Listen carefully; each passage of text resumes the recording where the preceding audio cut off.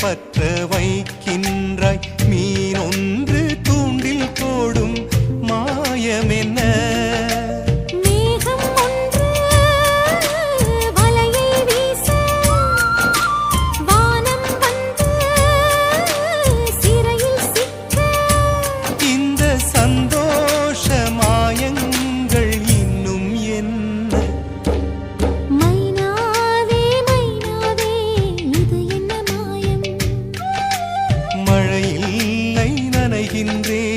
இது என்ன மாயம்